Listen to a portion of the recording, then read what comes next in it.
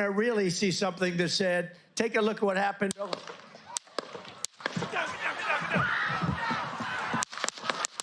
There it is, right in the video. Did you guys see it? God interfered with physical reality in order to make sure Donald Trump doesn't get hit by the bullet. Wait, what?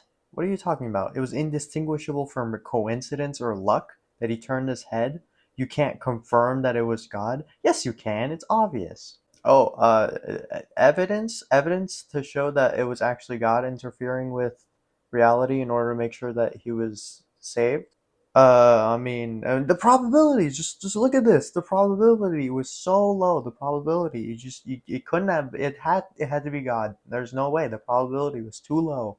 Before we keep going with this video, let me just say that I'm completely against political violence. What happened here was abhorrent. It should never happen again. In a civilized country where we can have discussions, we should not be shooting our politicians in a civilized country where we can have discussions about who we're going to vote for, what policy we want to enact in the government. Even if you don't like the man, you should not be supporting political violence, because guess what? It's going to come around to whatever candidate you do like, and your candidate is going to get shot. So how about we just don't support political violence and we have civil conversations and normal democratic relations with one another? Also, if anyone is sad that Trump didn't die that day and we didn't get saved from the fascism of Trump, you're telling me somebody finally had the balls to bring a pew-pew and he missed! We were a second away! We were a centimeter away from half of the problem being gone, and you missed! I don't support Trump's policies. I don't support a lot of things that he does. But you would be insane to want him to get assassinated on that stage on national television. And he missed! Do you know what the consequences of that would be? Immediately, riots, war. It would be horrible. There would be insane amounts of violence. You do not want Trump dying on national television in front of everyone because of some political assassination, political violence. Now, moving on from that, we got to address the claims of the Christian nationalists who love him and follow him. Oh yes, his beautiful Christians that he loves so much. He's a Christian too, guys. Vote for him. And again, Christians, get out and vote just this time. You won't have to do it anymore. 4 more years, you know what? It'll be fixed. It'll be fine. You won't have to vote anymore, my beautiful Christians. I love you, Christians. I'm a Christian. I love you. Get out. You got to get out and vote. In 4 years, you don't have to vote again. We'll have it fixed so good you're not going to have to vote. It was God, guys. God saved him. There's no other way. There's nothing else that could explain him not dying by that bullet. It was God. God decided. God has chosen Trump in order to lead our country. Oh, how do I know it was God? Oh, I know it was God. I know it was God. You know how?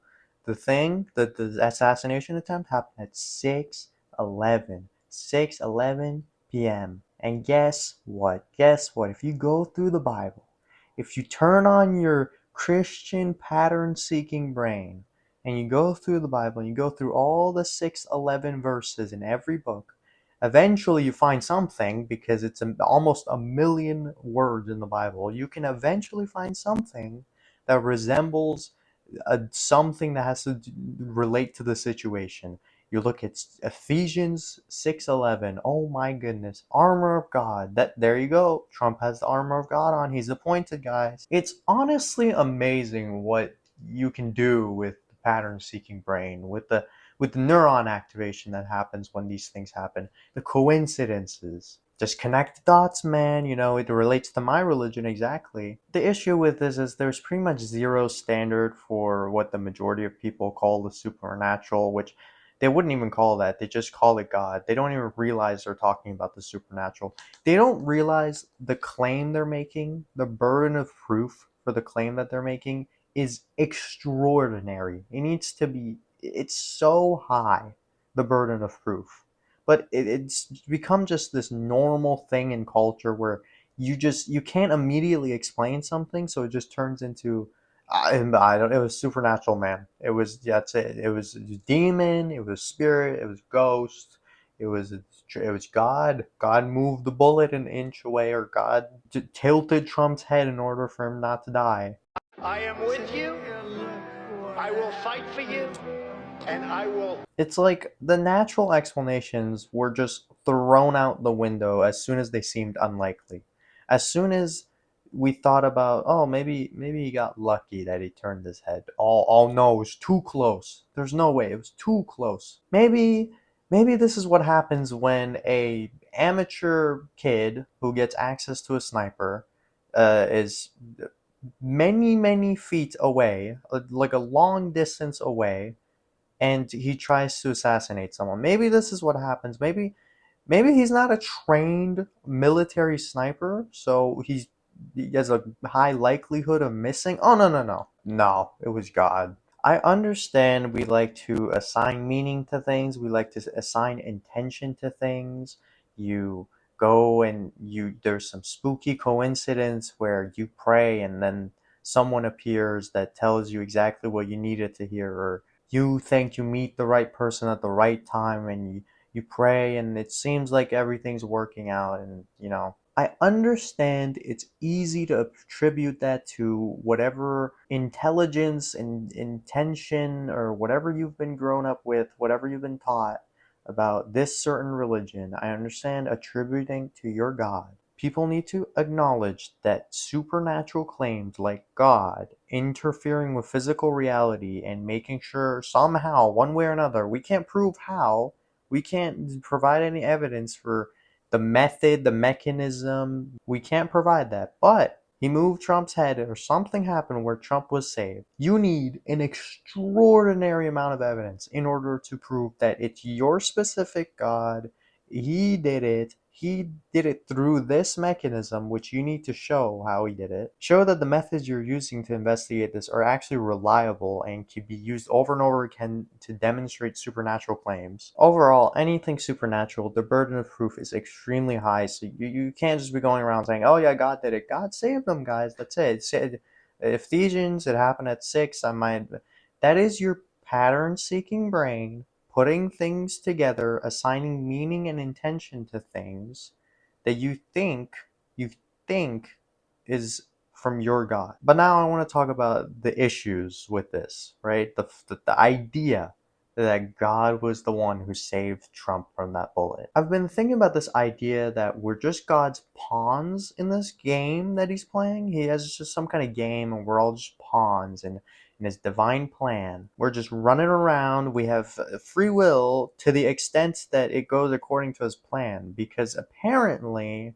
when his plan is that Trump should survive, he's fine interfering with free will, because one way or another he had to interfere with free will in order to make sure Trump survived, right? But then you have this whole pawn situation where he's like willing to sacrifice some people and he doesn't really care about other people and he cares about Trump more. So you have Trump get saved, but then the other guy behind him, the guy who has a family, the guy who's a fireman, he dies, and supposedly God's fine with that. There was no way God could have moved the bullet an inch more in order for it to miss and not kill anyone. You know what would be more of a miracle is if it didn't kill anyone. If bullets just started flying out and it didn't kill anyone somehow. That would be more of a miracle than just Trump surviving and someone dying, because that is indistinguishable from just luck, just natural events, just something unfortunate happening. I don't know how you can prove that this is different from some dude shooting at a politician, that this was somehow supernaturally influenced. I don't know how you can demonstrate that. So yeah, you have this pawn game that God has where he's fine with some people dying, fine with others living, and he just interferes with free will. And then you have the biggest issue, that all these claims, not even just Trump, just if anyone ever says that God interfered with something to save someone, to bring about a certain situation, to have two people meet each other.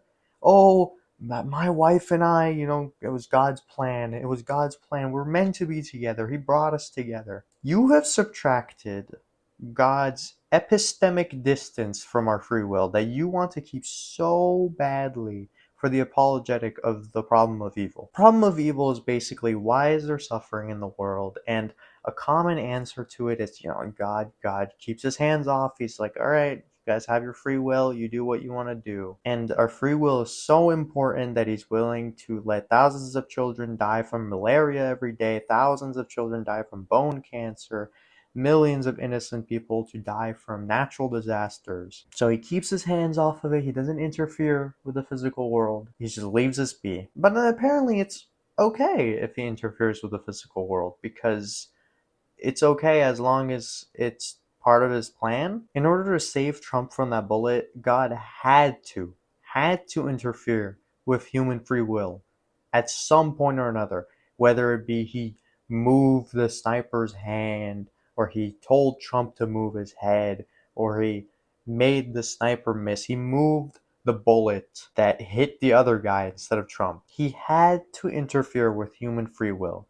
So it's interesting to me how he chooses to interfere with human free will in this situation, but then every day when thousands of people, innocent children, are dying of natural diseases, we're not going to attribute this to war or anything. Yeah, you can easily say that's for human free will, but we're talking about natural causes.